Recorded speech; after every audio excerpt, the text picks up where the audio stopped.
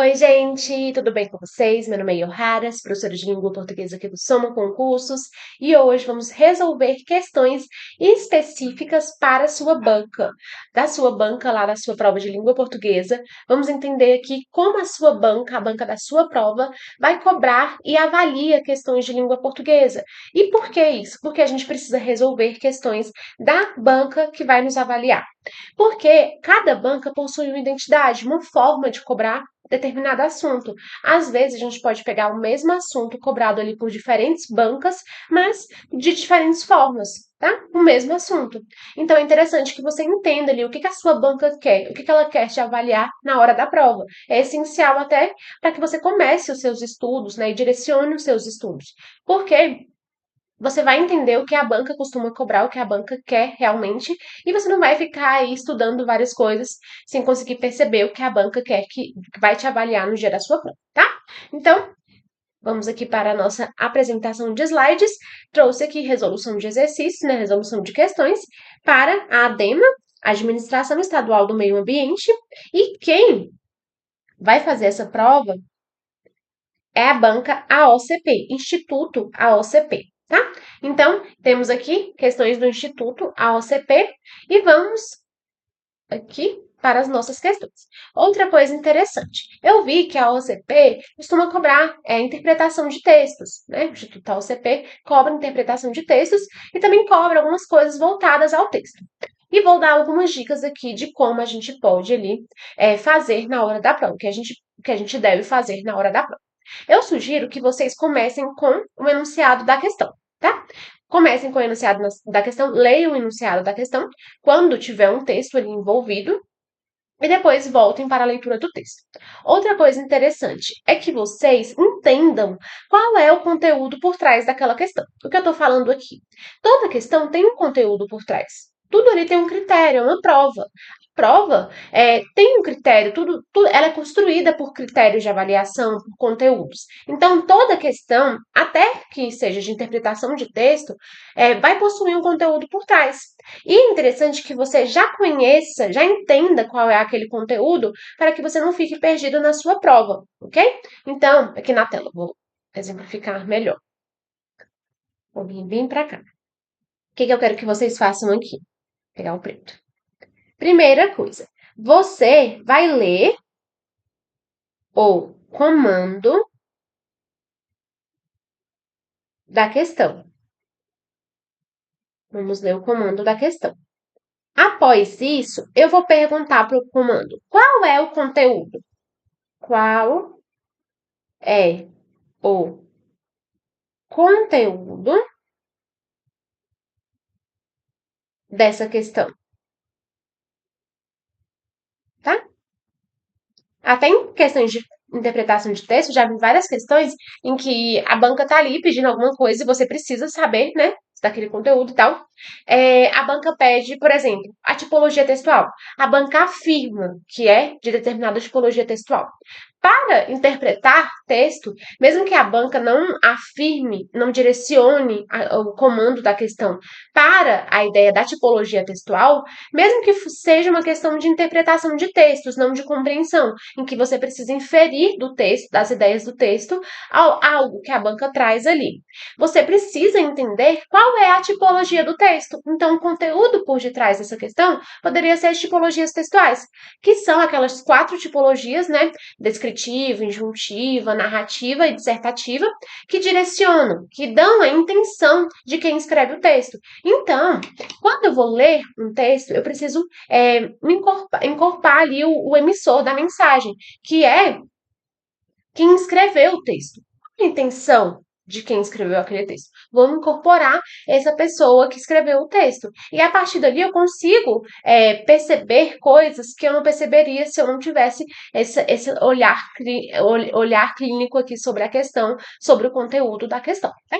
Então, leiam o comando, percebam qual é o conteúdo desse texto. A gente vai fazer, né, dessa forma que vocês vão entender melhor, resolvendo as questões da OCP, tá? Do Instituto da OCP. Então, vamos lá, tá? Apresentação. Então, trouxe aqui um textinho. Já percebi que tem um texto, o que eu vou fazer? Vou lá para a minha questão e vou ler o que a questão quer. É a questão de 2021 para professor licenciado. Poxa vida, ainda sou bem mulher. O item em destaque indica, o item em destaque é o quê? Né? 2 pontos aqui. Aí eu percebi que a OCP faz muito isso daqui, para você completar a ideia do enunciado, tá?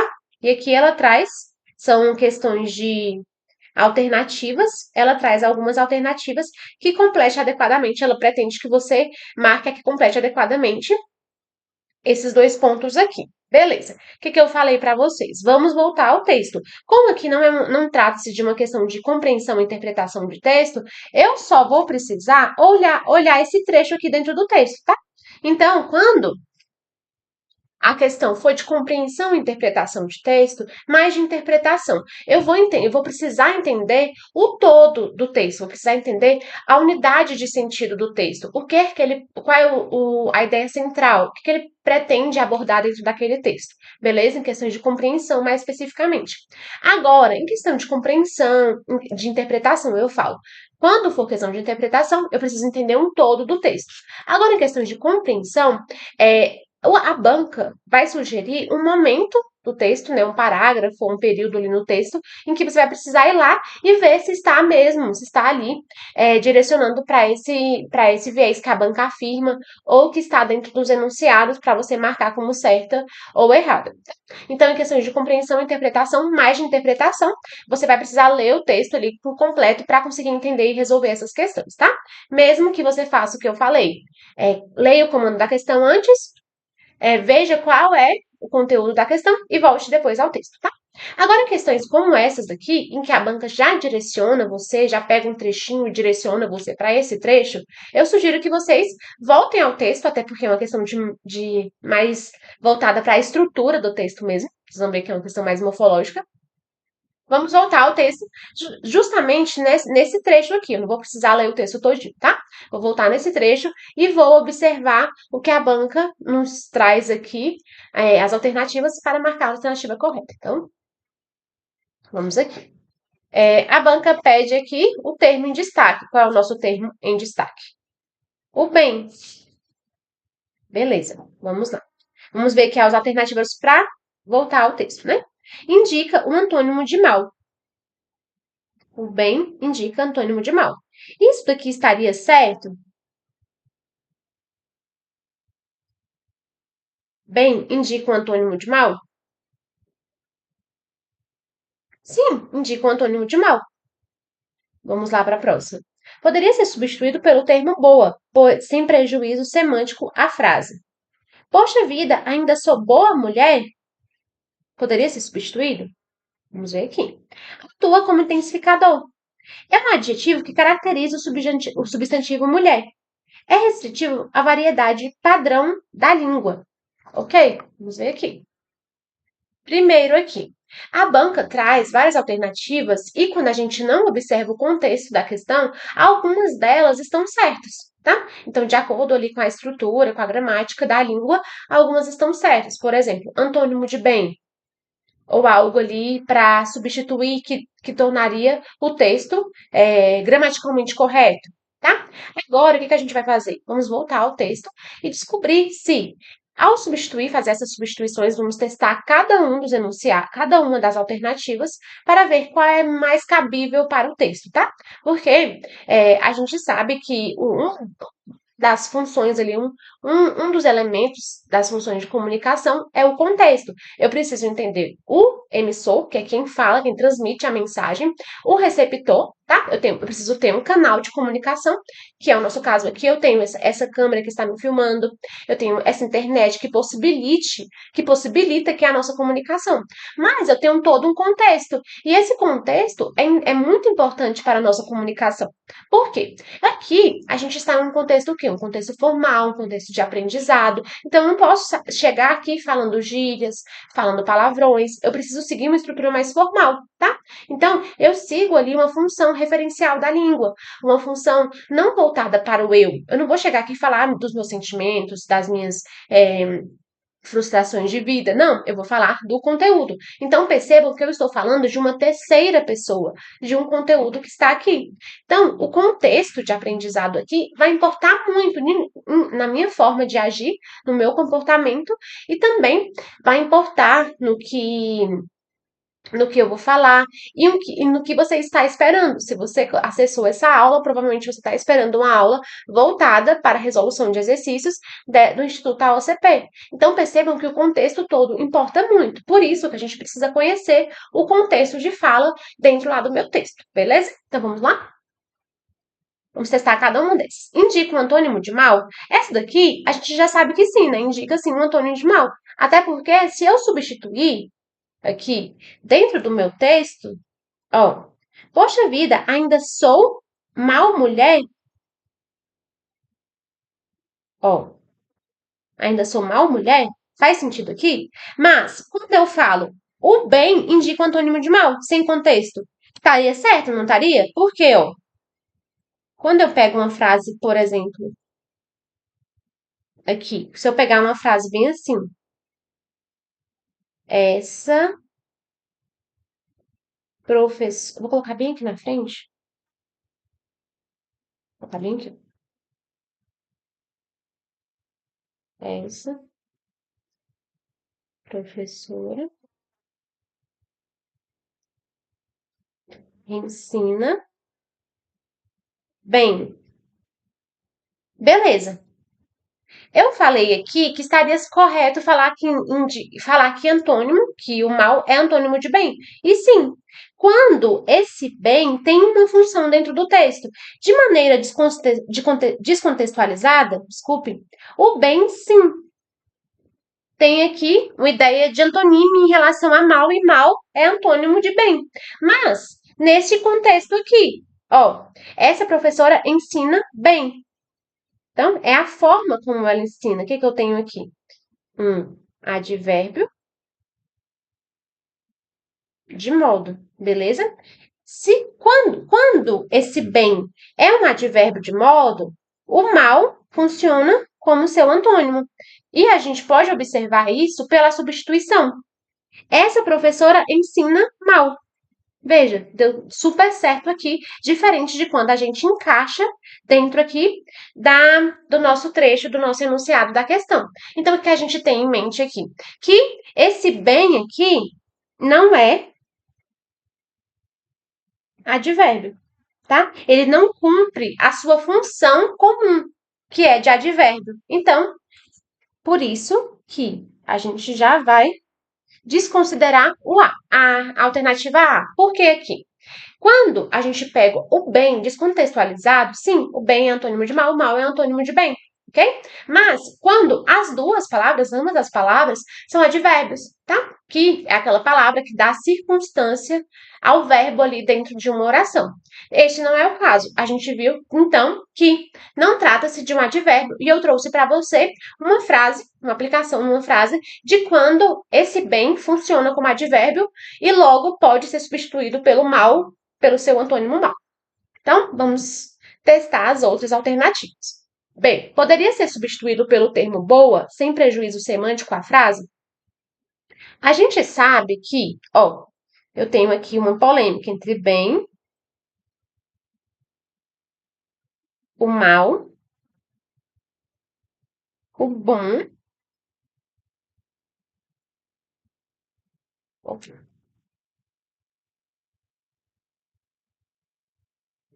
e o mal. Tá? A gente já viu que esse bem e mal aqui são advérbios.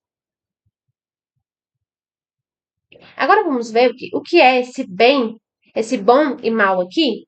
Vamos pegar também uma frase aqui. Esse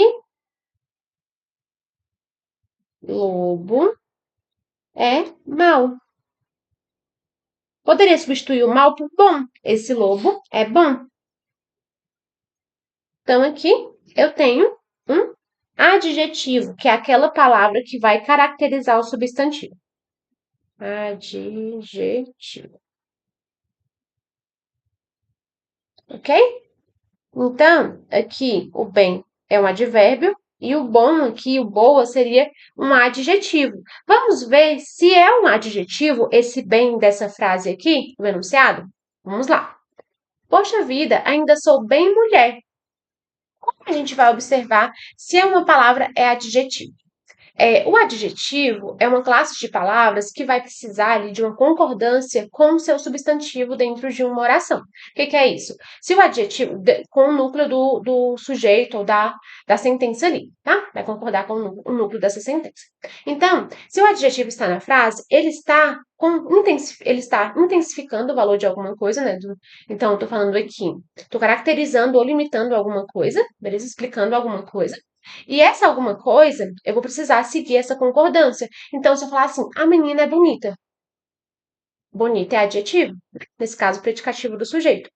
Então, quando eu falo as meninas, eu preciso concordar aqui o verbo e o adjetivo com meninas, que é o núcleo do meu sujeito. Então, as meninas são bonitas.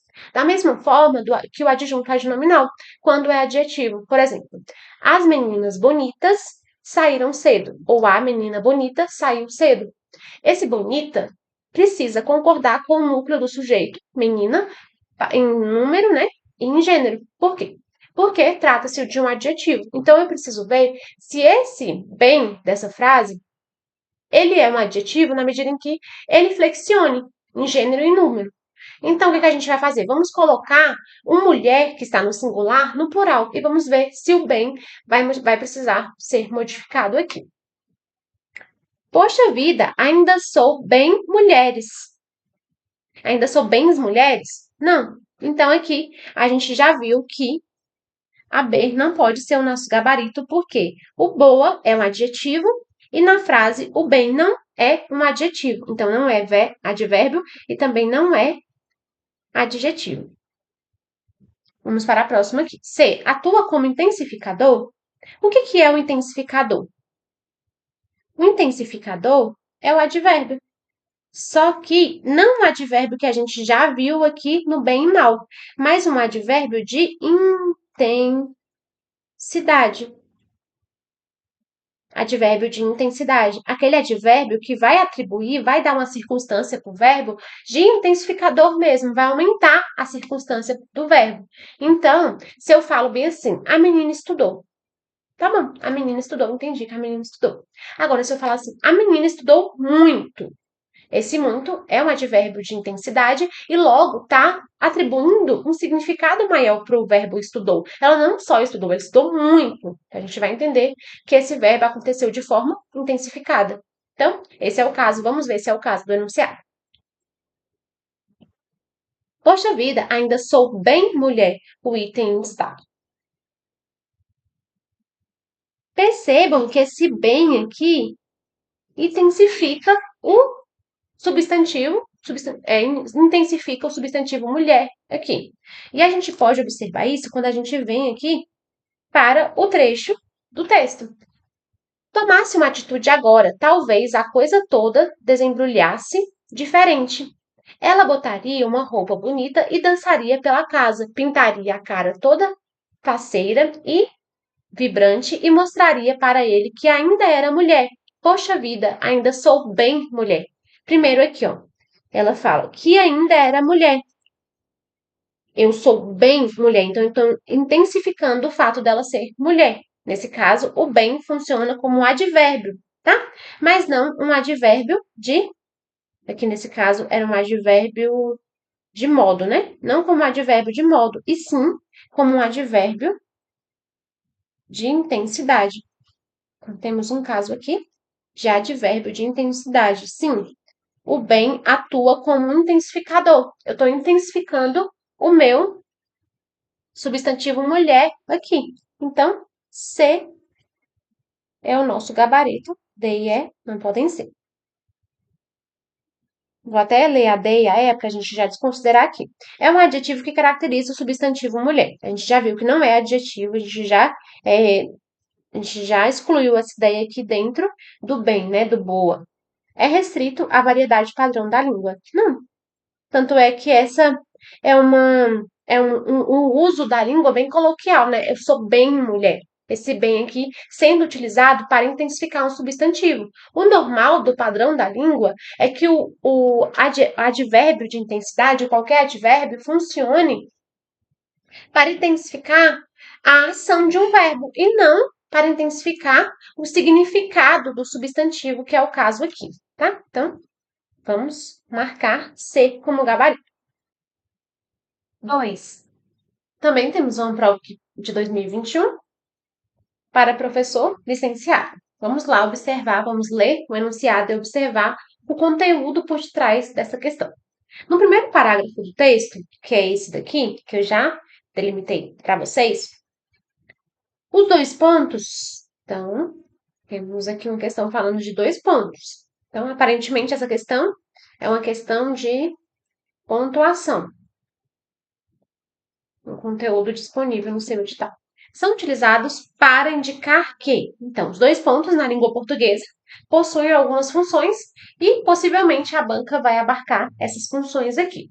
Vamos, no primeiro momento aqui, excluir as alternativas que não são próprias de função, não são funções próprias da pontuação dois pontos.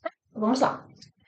Primeira alternativa. O que vem a seguir é uma enumeração. Sim, os dois pontos faz isso, né? Eu posso fazer assim, ó. Eu comprei dois pontos. Banana, vírgula, maçã. Então, esses dois pontos servem sim para indicar uma enumeração. Há uma elipse de um verbo? Não, os dois pontos não servem para indicar uma elipse de um verbo. Na verdade, quem indica a elipse de um verbo é a vírgula. Então, se eu falo bem assim, ela gostou da matéria. Ele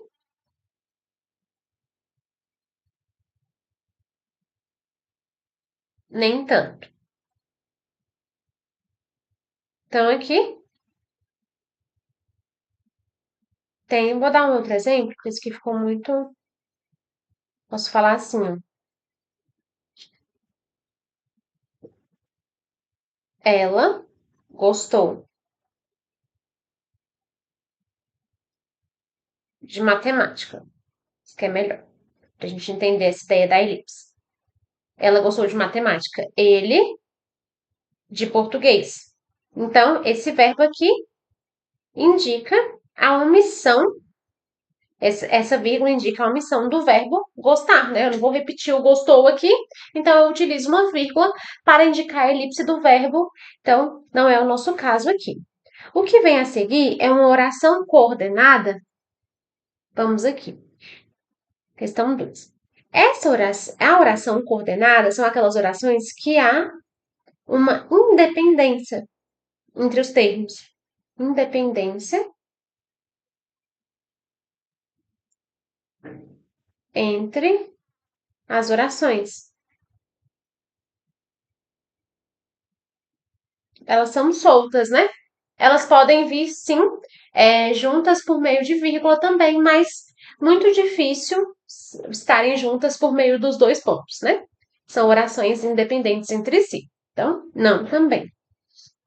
A única que a gente pode, por enquanto, né, considerar gabarito é a A, né? Alternativa A. Vamos lá para D.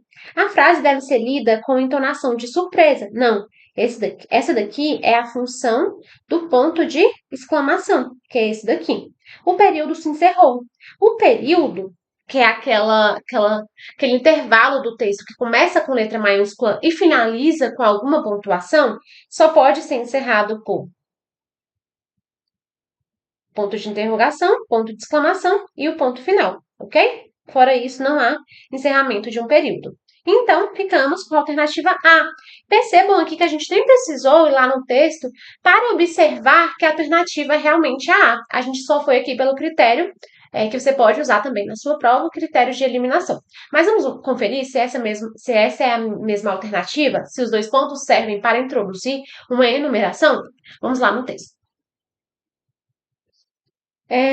Mas não é assim que funciona. A coisa vem de trás para frente. Aí, 2 pontos. Primeiro gosto no fundo da lembrança. Primeiro gosto no fundo da lembrança, na garganta. Daí a saliva na língua. Percebam aqui que há uma enumeração. A coisa vem de trás para frente. Primeiro isso, daí isso. Percebam que eu utilizo até a vírgula aqui para fazer essa enumeração. E depois aqui eu continuo. Depois o cheiro de algo que vem, de algo que nem recordava, parece que está aqui, dentro das minhas narinas. Então aqui, sim, há um início de uma enumeração, por isso, gabarito é mesmo a alternativa A. Vamos marcar esse gabarito. Próximo. 3. Professor licenciado também de 2021. Quinto parágrafo do texto, os verbos botaria, dançaria, pintaria e mostraria indicam. Tá bom. O que a gente tem aqui? Vamos falar sobre emprego dos verbos.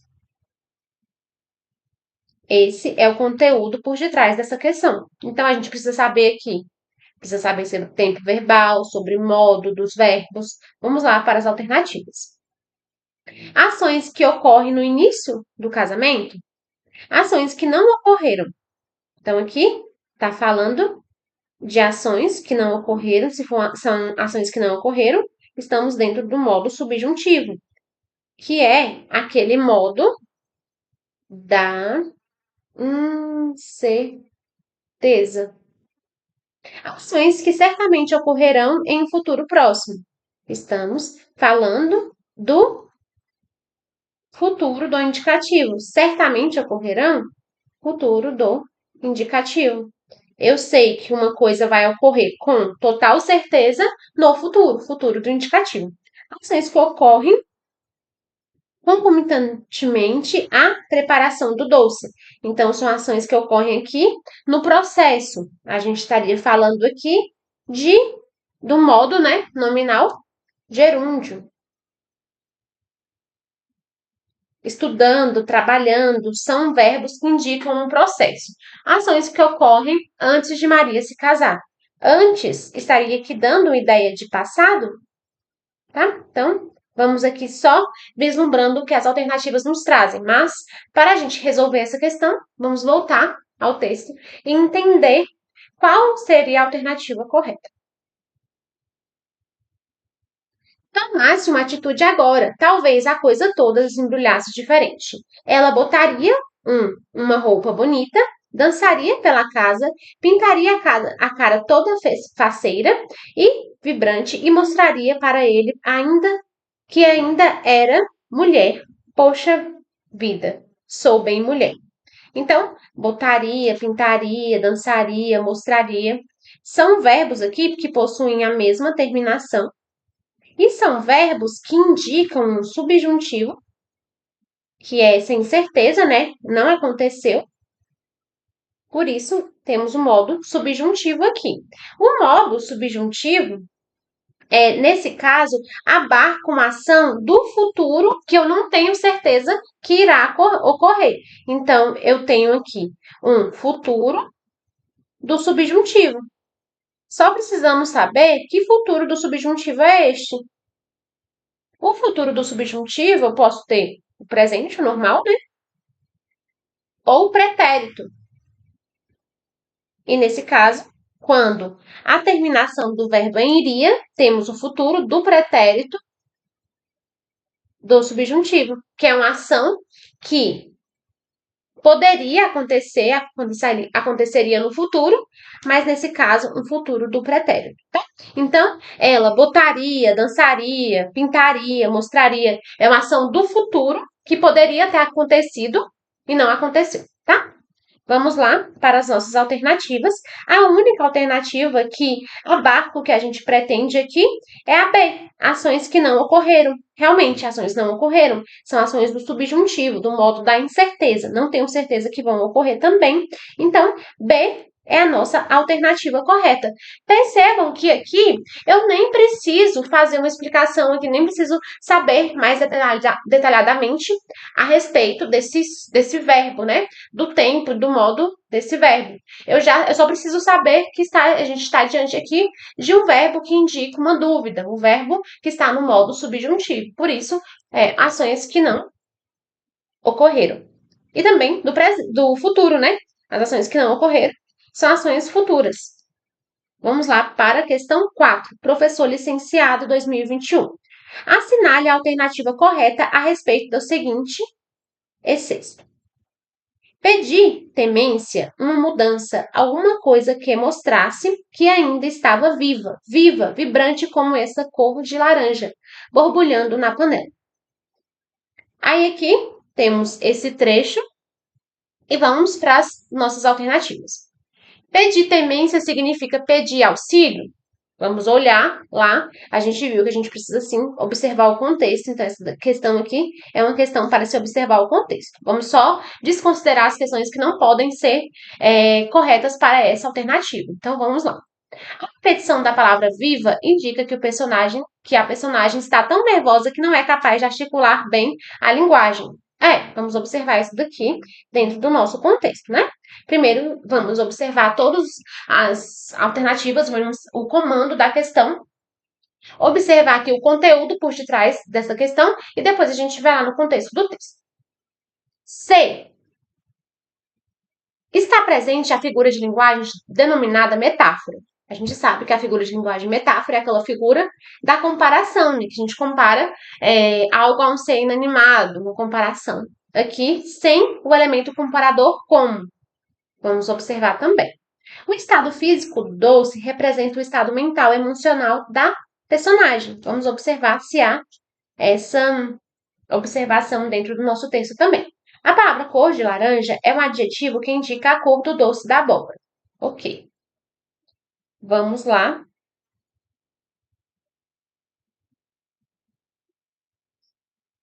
Para o texto. Também podia ir embora, pegar as meninas e as próprias coisas e voltar para a casa da mãe. Ou podia queimar esse doce, derrubar panela, fazer escândalo. Pedir temência, começa aqui no nosso trecho. Pedir temência é pedir auxílio? Será que pedir temência é pedir auxílio nesse caso? Pedir temência, uma mudança, alguma coisa que mostrasse que ainda estava viva. Pedir temência é pedir auxílio? Na verdade, nesse caso aqui é quase como um pedir socorro, né?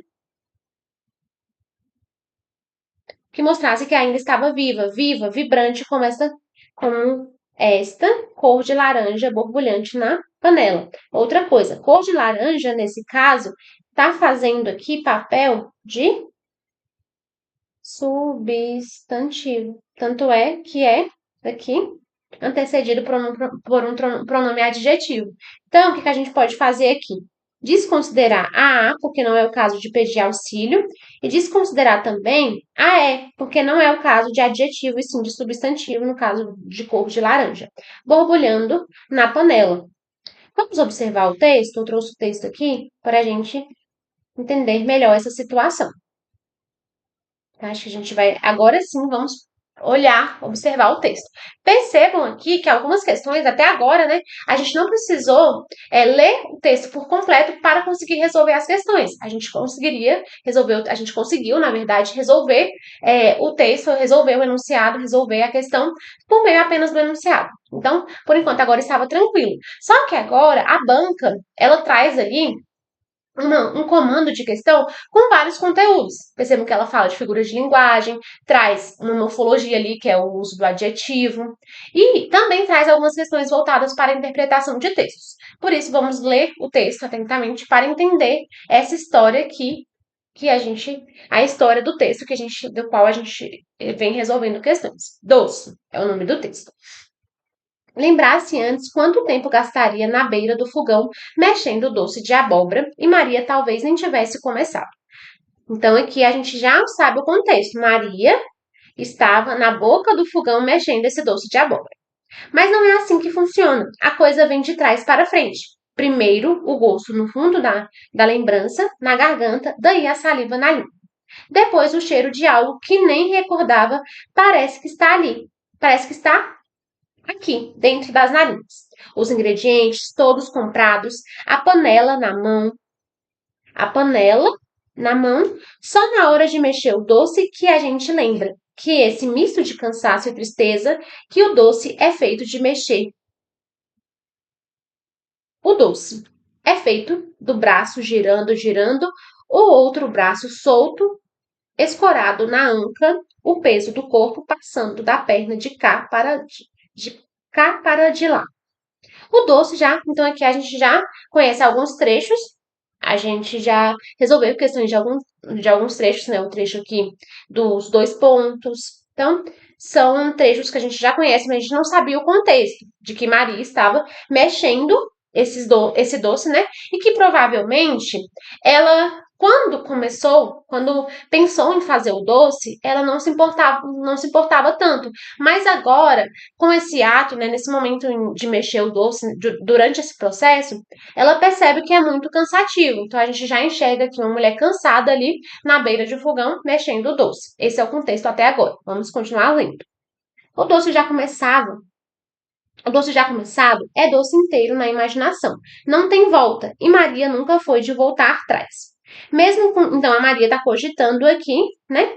Parar de mexer o doce e parar de deixar o doce para lá, né?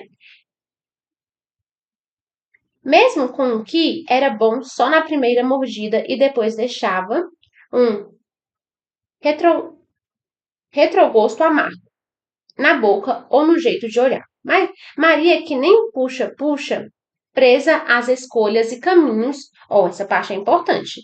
Presas, então aqui ele faz uma comparação com a Maria presa às escolhas e aos caminhos e ao que por vezes não foi escolha, quanto foi acaso. Então, a gente tem aqui a ideia, a relação da Maria, né, ao mexer o doce ali, querer voltar atrás e deixar largar esse doce para lá com a sua própria vida. Maria querer deixar ali a vida dela para lá, mas a gente precisa observar o porquê disso, qual é a vida de Maria. Bem que às vezes queria ser pássaro solto, escolher caminhos. A cozinha fica pequena da falta que voar livre faz. As paredes suam. Tudo que é sonho vai evaporando do seu corpo. A pele fica grossa, dura. O açúcar carameliza angústias. O açúcar carameliza angústias. Percebam aqui que o autor sempre vai fazer essa comparação da vida de Maria, né? Vida de Maria, que a gente nem conhece ainda, mas já pode ter uma ideia, porque ele faz a comparação com o processo de criação do doce. O açúcar carameliza angústias. E Maria pensa se não seria melhor ter virado cambalhota sobre um ou outro acontecimento em vez de vivê-los todinhos. O marido mesmo. Ela cansava de topar com ele encostado no sofá, vendo TV. Agora a gente começa a observar o contexto de Maria. Que vida é essa de Maria que precisa ser comparada com a história de um doce, né? Pulando de canal para o outro, como se não estivesse ali. Queria que estivesse. Que contasse uma bobagem que aconteceu no trabalho ou na rua, que atentasse ao gosto novo no doce que ela fez. Você colocou coco? Que cheiro diferente. Que foi que você botou aí? Qualquer coisa que fizesse com que os dois parecessem vivos, que parecessem ligados, nem que pelo diferente do dia no doce sente igual. Tomasse uma atitude agora, talvez a coisa toda desembrulhasse diferente. Tá falando que tomasse uma atitude agora, não foi o que ela fez.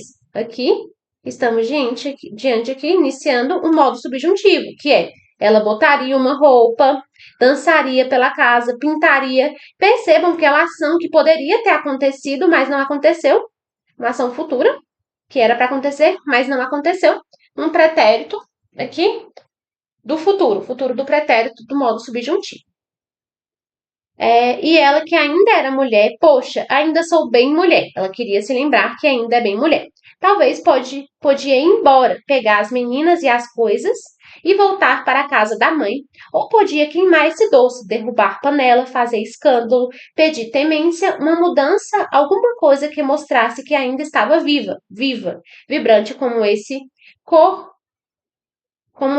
de laranja. É esse mesmo, né? Não é essa. Esse cor de laranja borbulhando na panela. Percebam que cor de laranja aqui funciona como sujeito, funciona como substantivo da mesma forma, tá? Ele está sendo aqui acompanhado por um pronome adjetivo e é um substantivo nesse caso. Tá bom. Temos o contexto aqui de Maria, né? Ela é uma mulher que vive ali fazendo as vontades do marido, enquanto o marido fica encostado sem ajudá-la e sem admirar o seu trabalho, o seu esforço que ela tem, que tem ali cotidianamente dentro da casa. Então, é uma vida de dona de casa, tá? Aí ela faz aqui essa comparação do doce, né, do processo do doce com o processo, com a vida de Maria em si. Se ela abandonasse isso tudo e voltasse atrás, seria diferente? Então, essa ideia aqui. Vamos lá para as nossas alternativas. A gente está. Temos a 1, a 2, a 3. Agora vamos aqui. Já cancelamos alguma. E depois da leitura desse texto, podemos observar que essas comparações demonstram que AD é o nosso gabarito. O estado físico do doce representa o estado mental e emocional da personagem, que ela fala que ele está borbulhando na panela. É o que está acontecendo dentro da cabeça de Maria. E por que não é as outras alternativas?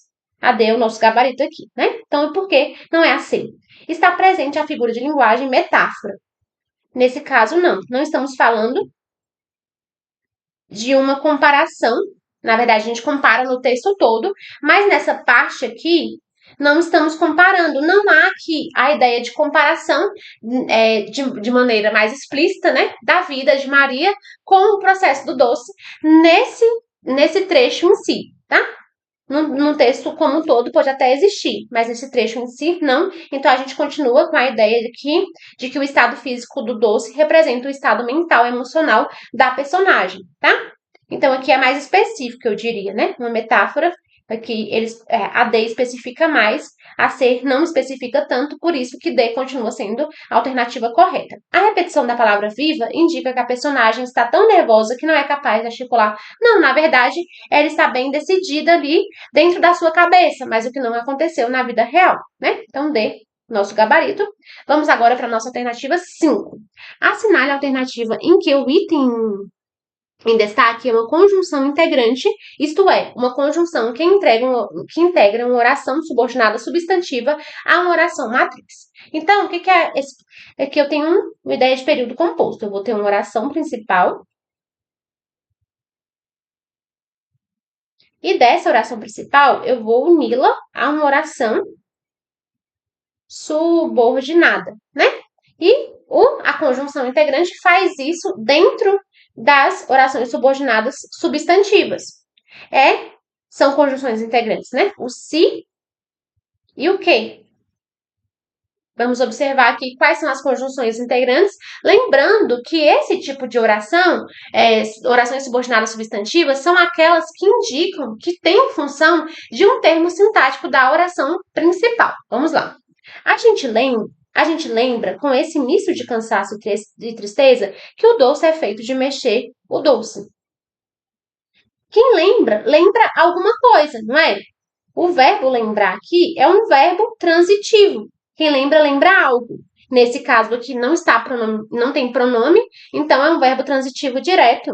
Quem lembra algo. Se ele é um verbo transitivo direto, ele vai pedir um objeto direto.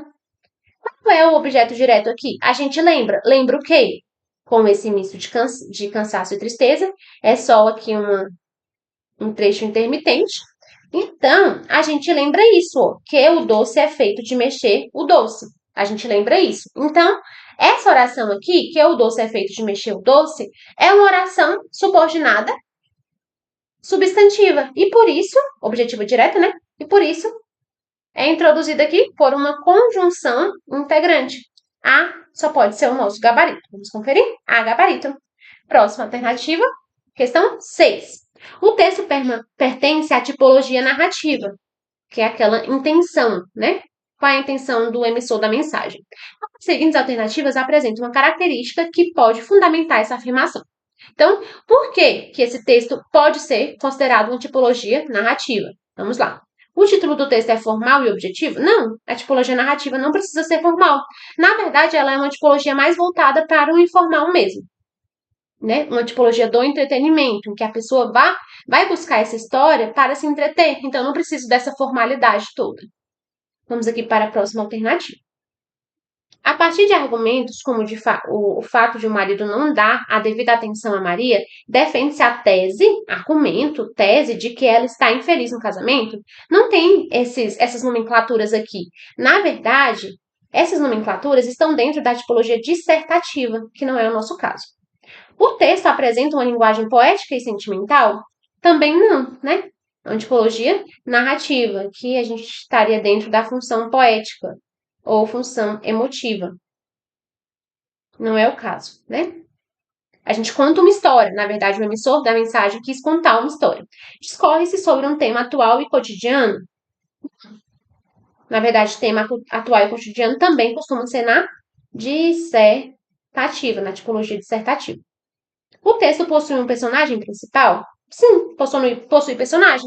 Uma das características dos elementos da tipologia narrativa é possuir personagem. Então, pode ser o nosso gabarito. Personagem principal, a Maria. Então, gabarito da nossa questão 6. E vamos agora para a nossa última questão para encerrar o nosso bloco de hoje. No sexto, você colocou coco? Que cheiro diferente. Que foi que você botou aí? A utilização de se indica. A gente já tem uma breve noção aqui, né? O se indica uma informalidade. Né? A gente escreve como se fala aqui nesse caso. Vamos lá para as alternativas. A. Um uso restrito à variedade culta da língua? Não, não culta, né? Que o marido não foi alfabetizado? Também não. O marido, não importa, ele pode falar desse jeito e saber ler ou escrever, não existe essa necessidade. Até porque eu sei que qualquer pessoa fala na coloquialidade, em falas cotidianas, em falas com amigos, em contextos informais. Então, a gente não pode extrapolar desta forma dentro do texto. Uma forma de se referir à segunda pessoa do singular, sim, o você, né? O você, apesar de concordar com a terceira pessoa, ela faz referência à segunda pessoa do singular. O se aqui seria o você. Por isso, se é o nosso gabarito. O uso da variedade padrão? Não, variedade padrão não.